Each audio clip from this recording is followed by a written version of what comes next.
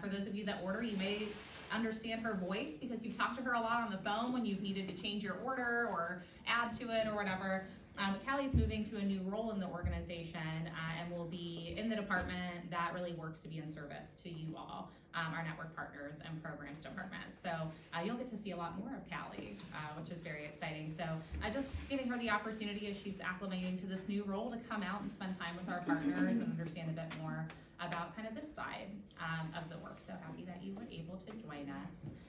And so Bill called me and asked for me to just come down and talk a bit about what's happening kind of in the government landscape in particular, although I'm happy to answer any questions that you have after that. So at the food bank, we receive food from a lot of different sources. Those of you that have ever seen the menu know that the menu is categorized by different ways in which food comes to the food bank.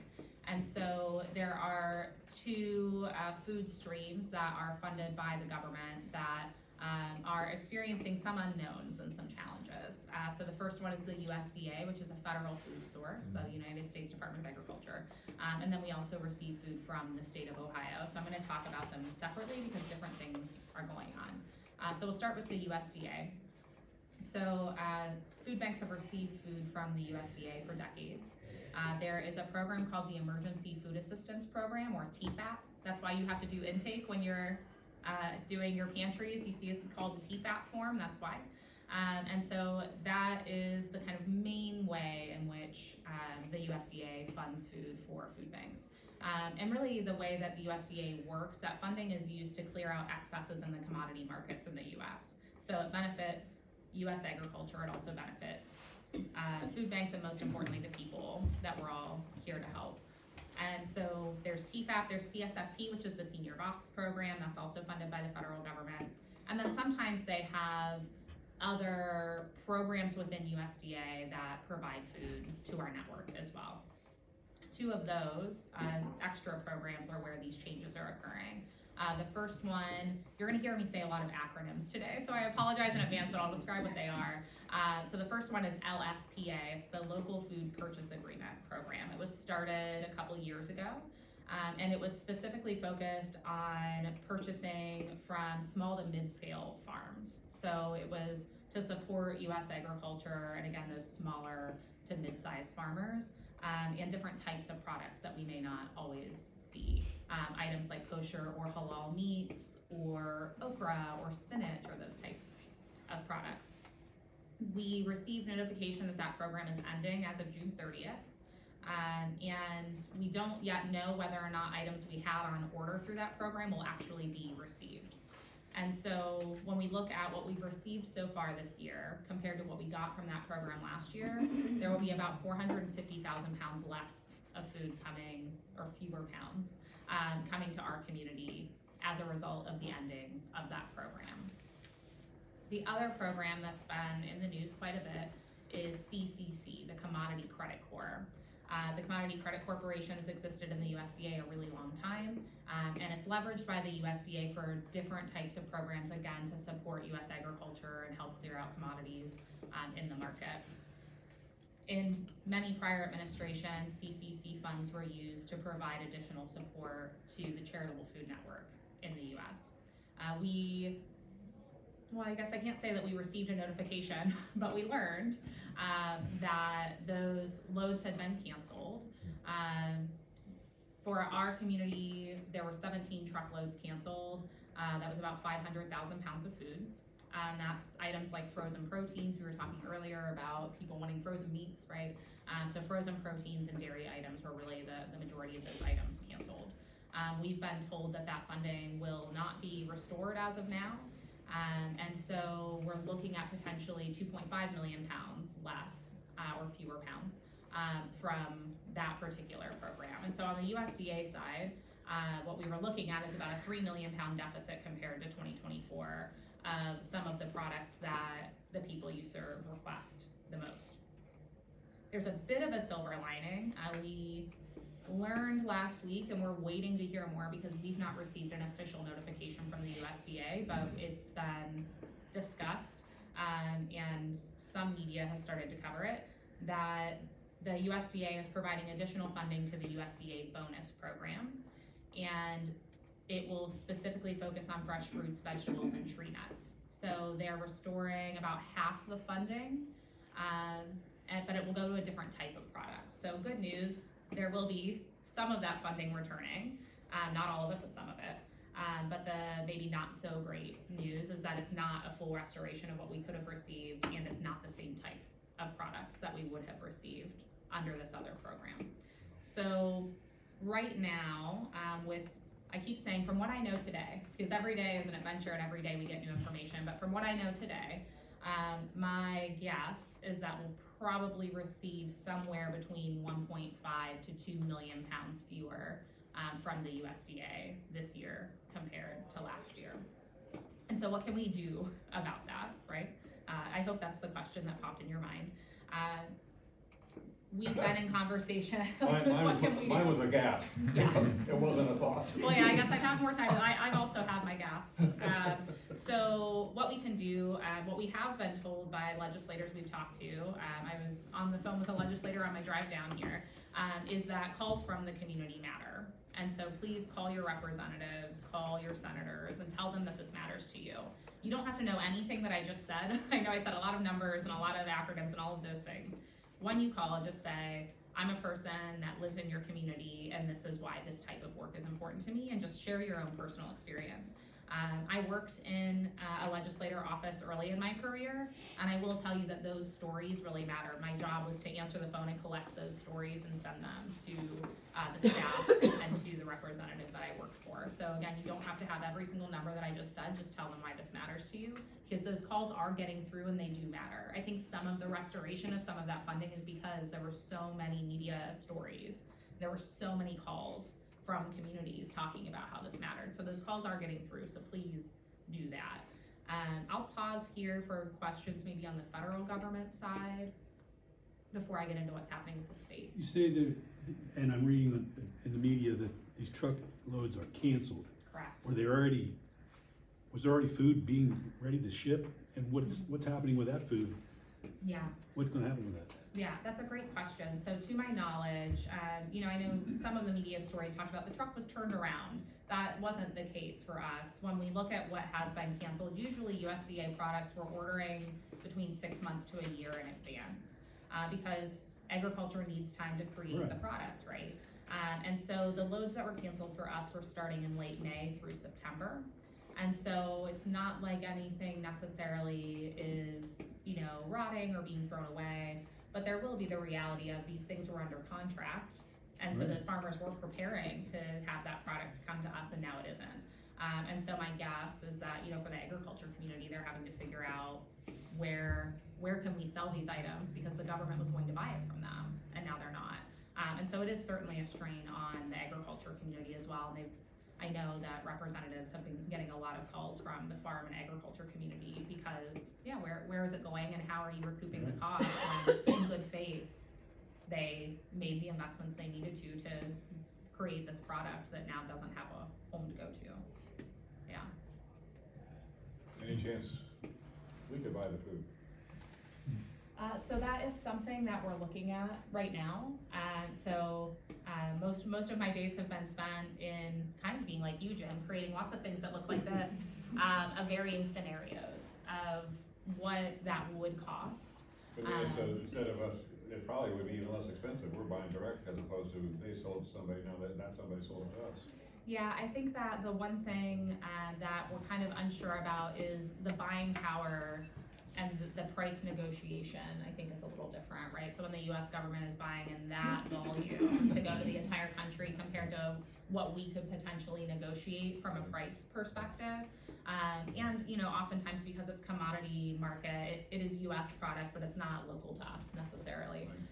And so we don't always necessarily even know, who that meat manufacturer is that sent frozen beef to the USDA. Right. So lots of layers. Yeah, so there's lots of layers there, but we are looking at, if we could get a comparable price point, just as an idea, those 17 truckloads that were canceled, looking at what the USDA valued that product at. We always get a report from them that says, here's the types of products you're going to get, here's the dollar value from our perspective of what this is.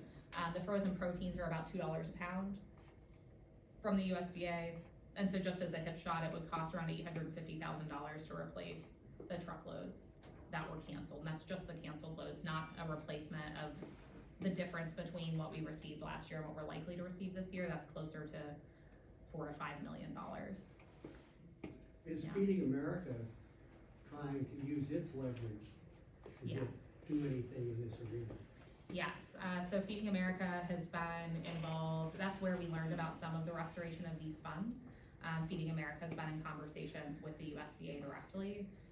And so they are working hard to try to work with the administration on alternatives to support this funding. I will mention our representative in the Akron-Canton area, Amelia Sykes, sent a letter to the Secretary of the USDA yesterday and talked about in the first administration of our current president, we received a lot of support from the USDA for foods.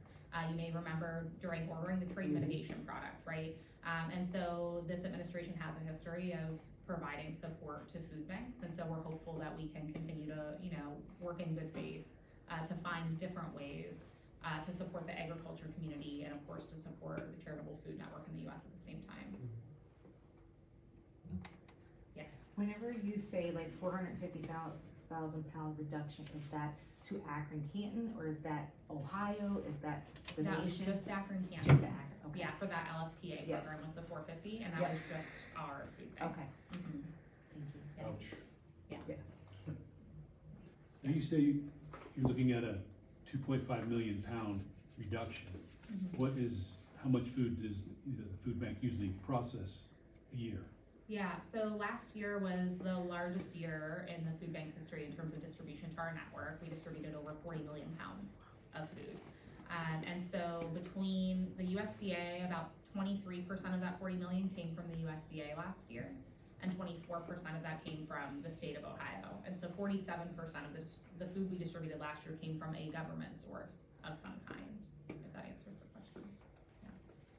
Right, and I like to point out that those two segments are where we get most of our food. Right.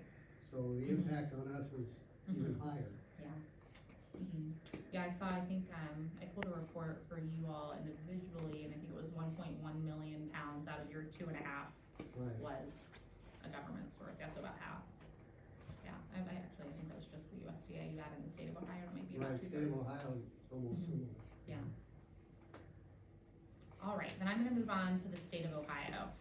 So for the past almost 30 years now, there's been a program funded through the state budget called the Ohio Food Program and Agricultural Clearance Program. When you look at the menu, it's called OFP, OACP. And that leverages state money to purchase products from Ohio farmers and manufacturers.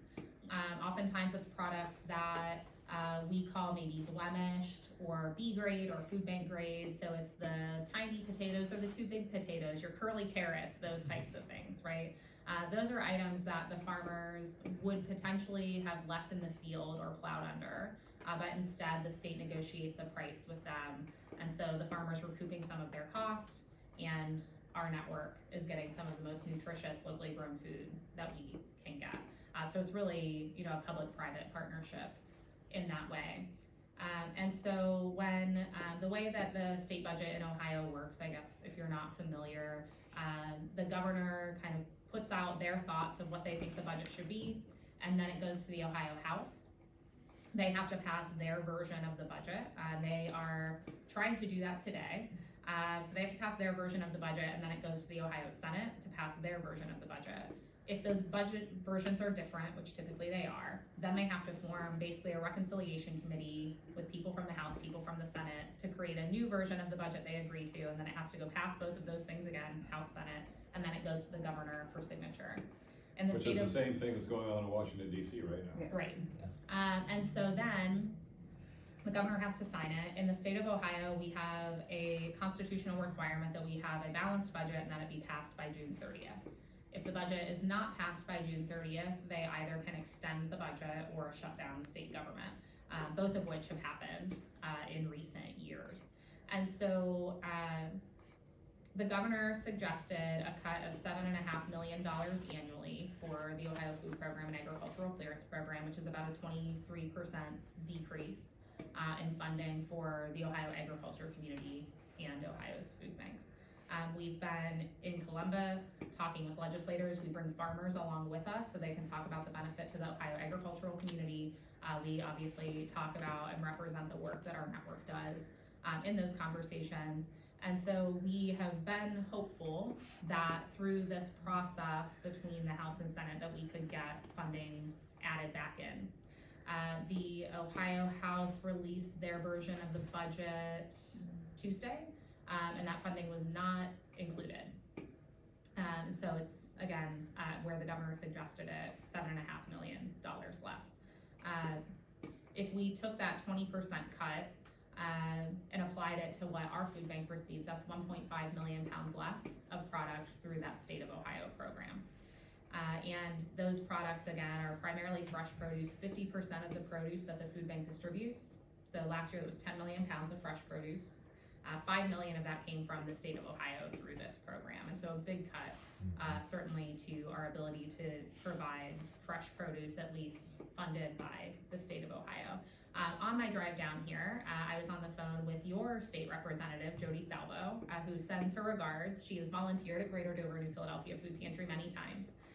And she asked me, what can I do to help get this funding back for you? It's my #1 priority as a state representative. She specifically talked about her experience volunteering with you all as a reminder of why this is so important, that she understands how important it is to her community.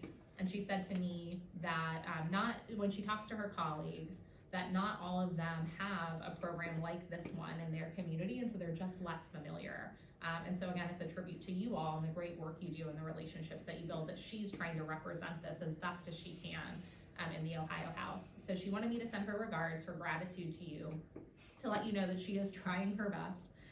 And also she said to invite her to your meeting sometime, because she would love to come and join you all and just talk about what she's learning down in Columbus. But she said the same thing, please tell them to call me, because I can go to my colleagues and say, I got X number of calls from my community telling me how important this funding is to the people in our community. So when you leave today, please call Representative Jody Salvo's office. You can also call Speaker Matt Huffman's office as well. And again, talk about the importance of these programs. I will call her personally. Yeah, please do. She's a lovely person. I was able to meet with her in Columbus. Joe's a stop shelf. Yeah, she's fantastic. Senator Landis, I met with him when I was in Columbus as well, and he also talked about the great work that you all do and that he's volunteered many times. And so I know that he knows the value of this as well, and when it gets to the Ohio Senate, I know he'll be an advocate and an ally for us too. And again, that's because of the great work you all are doing. But that's where it sits with the state of Ohio right now. Again, we remain hopeful that through conversations we can get some of this funding restored. And so we're not quite sounding the alarms on the state side yet, because that's an unknown. We'll know more by the time we get to June. I'll say that every step in this process, every time that it doesn't get included, it makes it less likely to be included later. It's hard to get things in at the end, right? And so these are kind of critical days here with the House and Senate on their first passes to get this funding included. Our current request, after having conversations across the state with different representatives, is to at least have them add additional funding to make up for inflation. And so we're asking them to add basically $5 million more annually to the budget, because these things are more expensive. And so giving us the same amount of money that was given in 2019 before the pandemic, those dollars are just not going to stretch as far. We still need to pay the farmer for the product, and their costs are on the rise as well. And again, this is a public-private partnership that benefits Ohio agriculture and our network at the same time, so we can't shortchange the cost to the farmer in this. And so that funding at the level the governor suggested already was going to be less. The argument that we've heard is, well, this is what you had before the pandemic, and we have to balance a budget, all those things. I can understand the perspective, but the dollars are not going to go as far. So that's where we're at. That sounds good when you're sitting in a meeting room by yourselves, without considering the impact it has on all the people that put food on your table. Absolutely right. You don't want to kill the farmers, nobody has anything to eat. Absolutely right. And so we are really grateful too that the farmers are making those calls. And so I'd say the same thing that I said when you're calling your federal legislators, when you're calling your state representatives, you don't have to know any of the numbers I just said. Just talk to them about your personal experience, why this matters to you, and how this will harm your community by not having, this food available. Again, it harms the agriculture community, it harms our network and the people we serve, certainly as well. So that's where we're at on the state side. Any questions about that one? Yes. Calls, do emails count as well as a Yes. call? Okay. Emails too.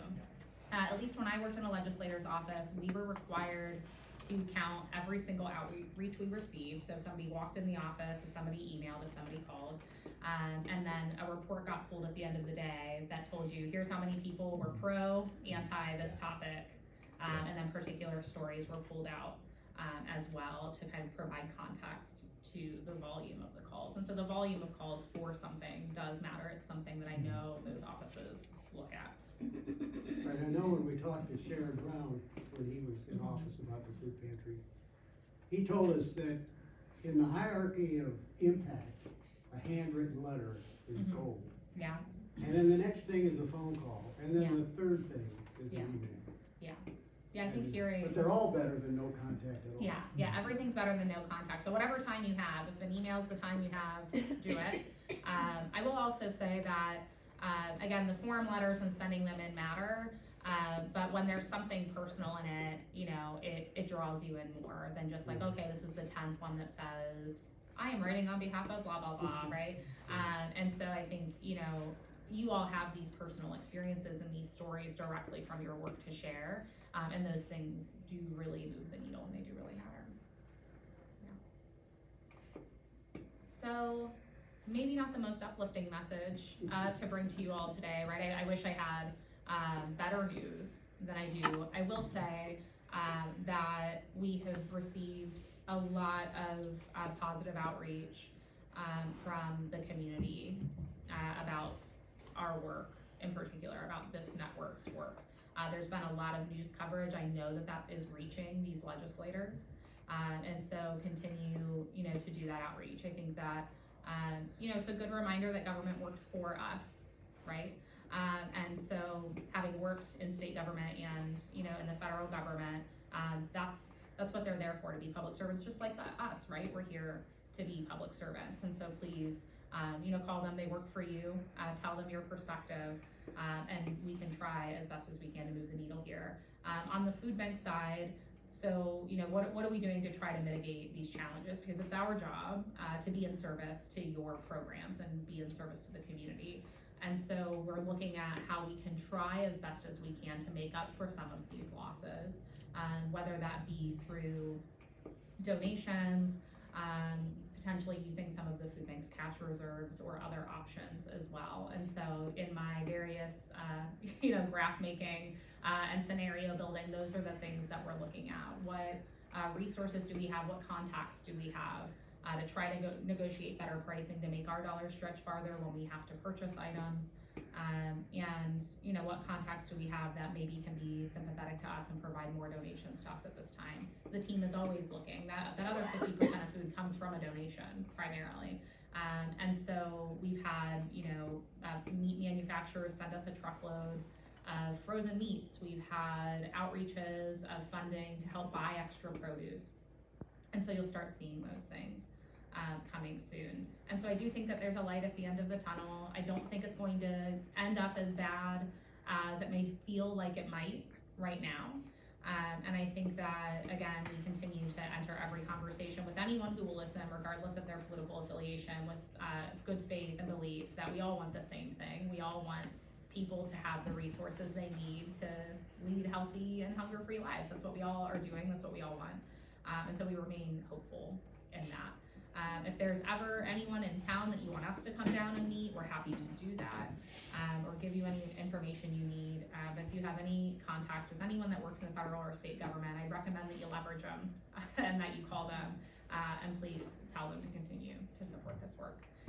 And I would be remiss if I didn't just say thank you while I'm here, because you all do great work. Like Steve said, we're here with some of the greats, some of the best to ever do it.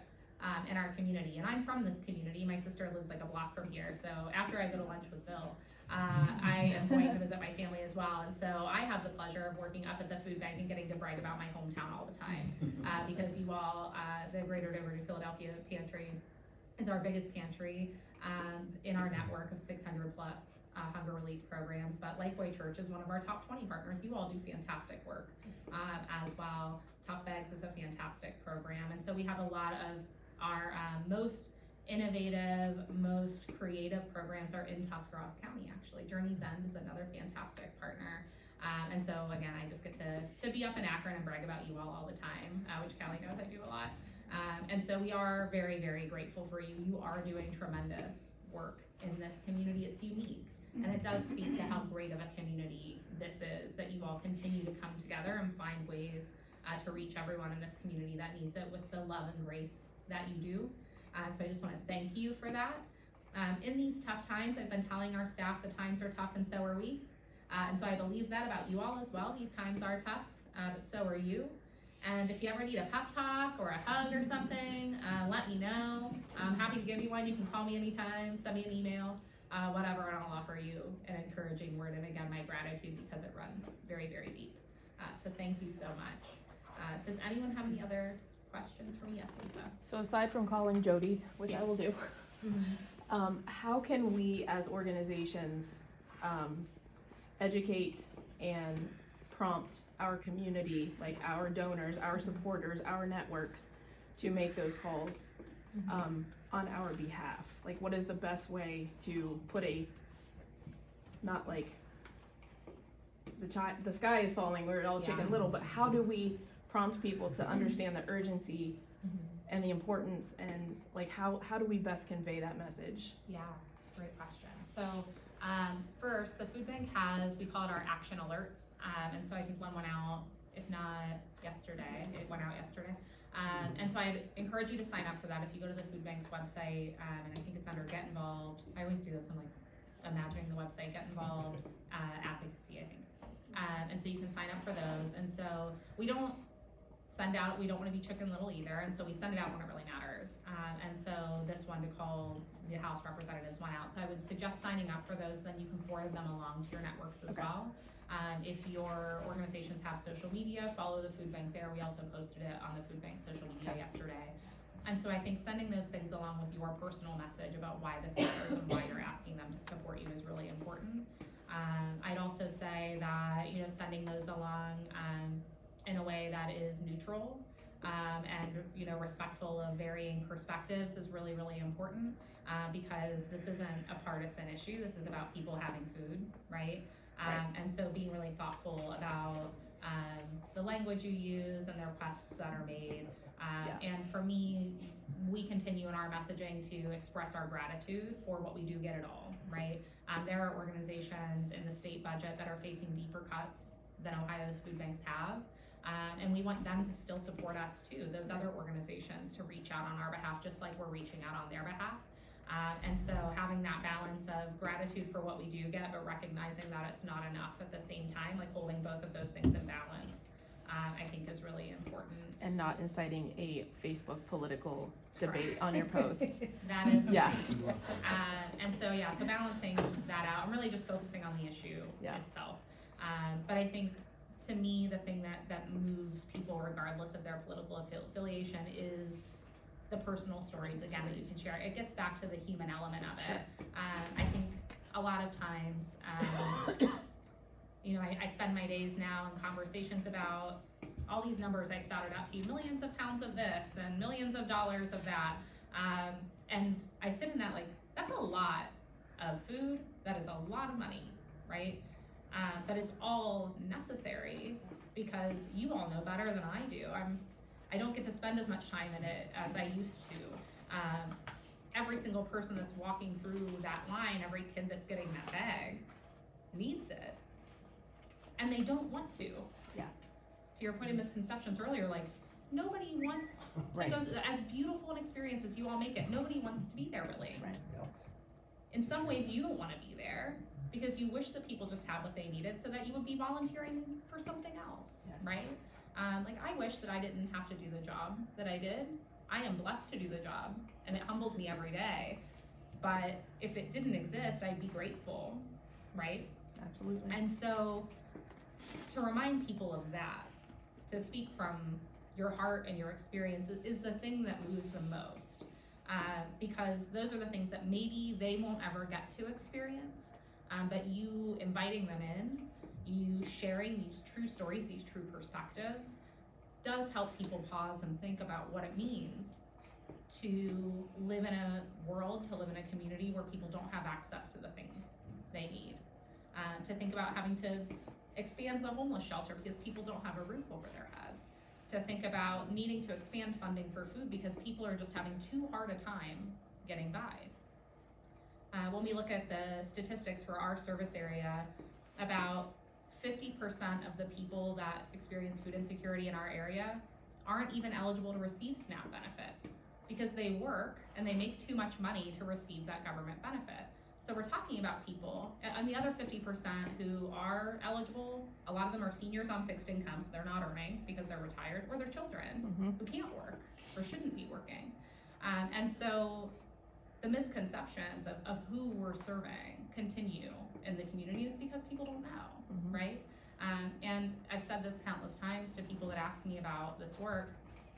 Once you turn toward it, once you look at somebody that needs your help, that is coming and asking a stranger to feed you and your family, it's hard to forget it. So long as you can turn your back from it and not look in that direction, it's easy to make assumptions and have your own thoughts and ideas about why that person is there, have your own judgments. And I think, it's human nature to do those things. We all do it sometimes. So I don't judge them for doing it. But once you hear about it, once you connect to it, it makes it much harder, in my opinion. And so you inviting them in, you sharing those perspectives, show them a bag, open it up, talk about a kid that received it. Walk them through the pantry, like your great videos that you do of here's the stuff we have this week, right? On your social media, help people connect to the mission. I could get on this soapbox for hours. You all probably have other places to be. But those are the things that matter most. So again, I can share with you all the stats and all these big numbers, and those are the secondary point. The first point is that people need our help. And that all of us can get involved and do something about it. Every single one of us. And so that's what we're driving the community to do. So did you hear what she said?